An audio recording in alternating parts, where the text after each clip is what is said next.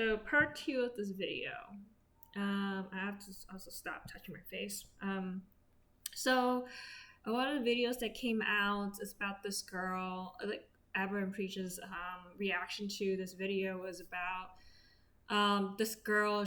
I guess she was venting. I also feel like at the same time, like as she was recording herself, she was kind of forcing herself, or she's allowing her that space to process through everything. Granted, it is very public because if you put it in one of those social media platforms, it's bound to get watched or viewed by somebody.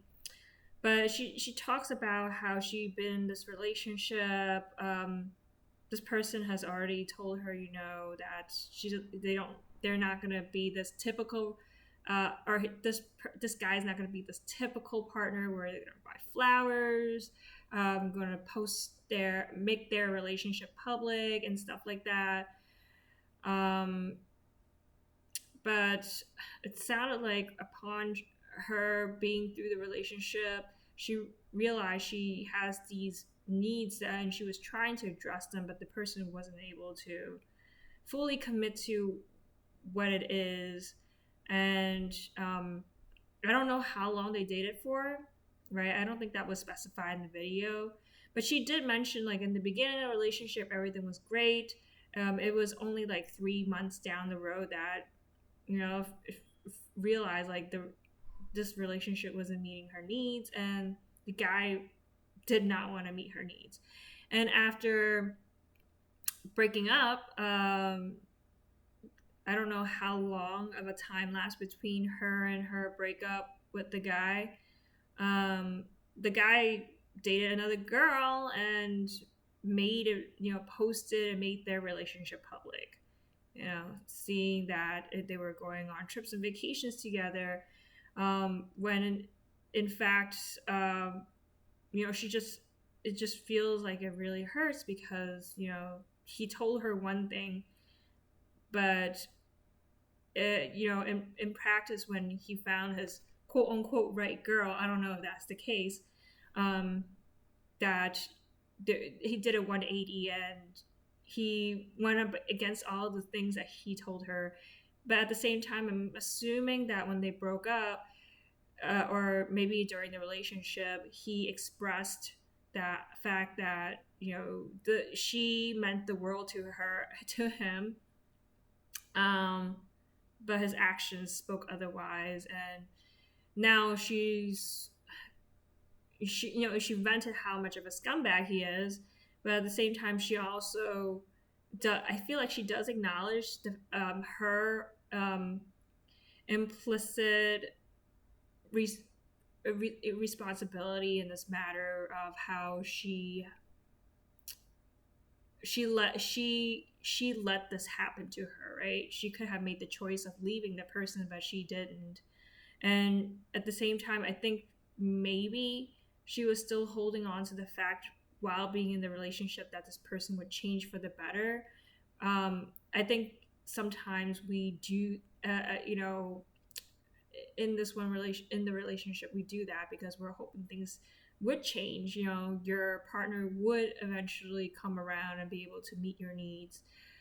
But I think, well, first of all, I'll say this is that the guy is a scumbag because he's saying things that he does not mean. And I feel like to a certain degree it's cowardice.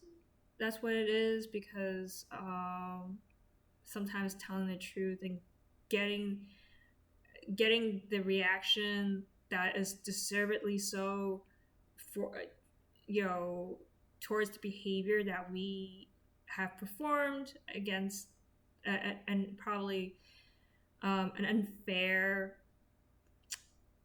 action we perform towards our so-called partners. It's just easier to make up an excuse, or we try to use flattery to kind of get ourselves out of the situation.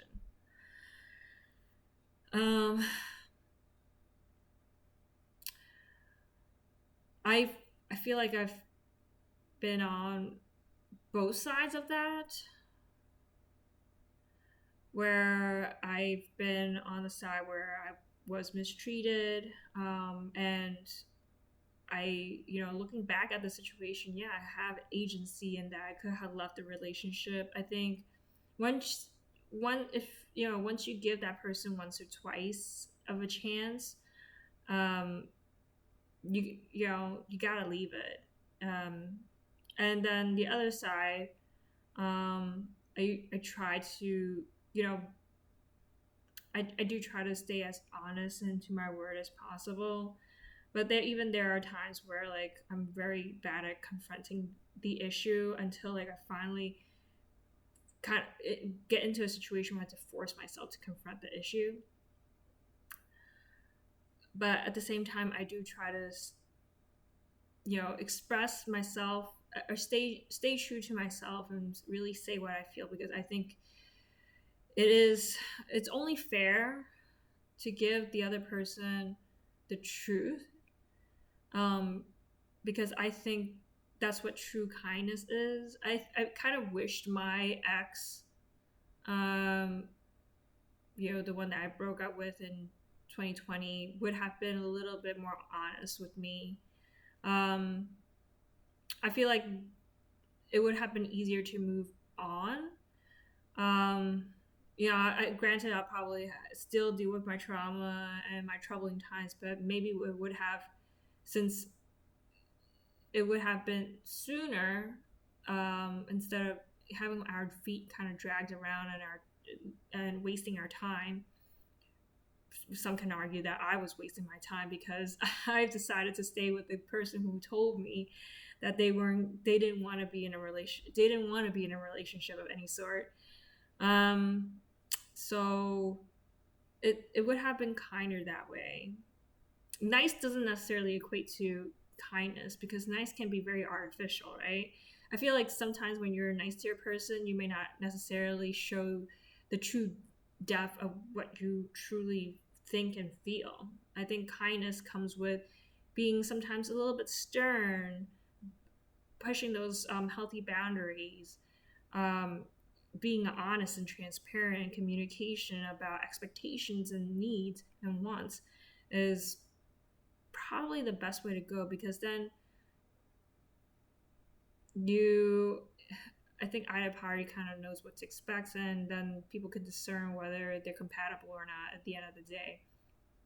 Um, but on the same flip coin, even though I understand that logically we all have some agency in it, my heart still goes out to her. It really stings. It really hurts. And to hear her say what she said about herself, that she hated herself. She hated herself for putting herself in this situation. She hates men and all that stuff.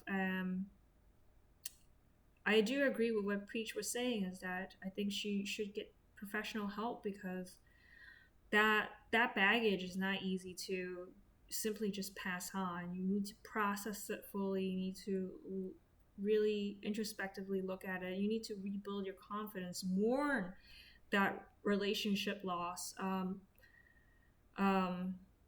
order to fully heal. And I do remember a pastor talking about it and discerning from a passage in the Bible, kind of about Rachel, and who was that other story where like he wanted to marry a beautiful wife. I'm sorry if I don't remember the name so correctly, but it was just a really sad story about like how you need to love yourself, you need to find faith, you need to, the really one true being that loves you and is perfect as God, really, because humans are infallible creatures. They're imperfect. They sin, and they have their flaws. To pin all your hopes and dreams onto a person to fulfill every single role and every single expectation is probably the most unfairest thing you can do to that individual. So finding that spiritual fulfillment was, and also I think like the idea of if you're not fully healed yourself, you carry that baggage, you carry those wounds, and you haven't fully healed yourself, and you go into a different relationship, you are more than likely going to bleed over.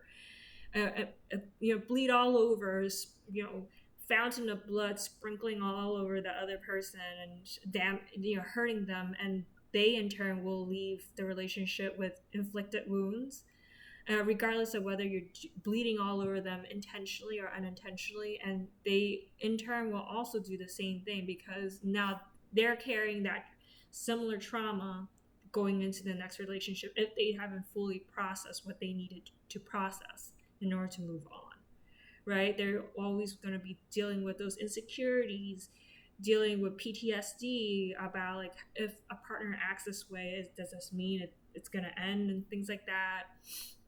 So it's important to do a lot of that self-work before you can jump into another relationship. Like, I think I dated somebody for a year after my last relationship in 2020, and one of the things I realized is that I haven't fully processed everything, and I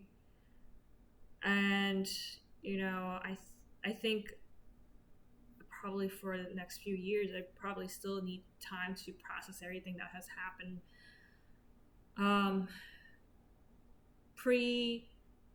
concurrent or post-pandemic, whether it's childhood trauma, relationship trauma, dealing with death,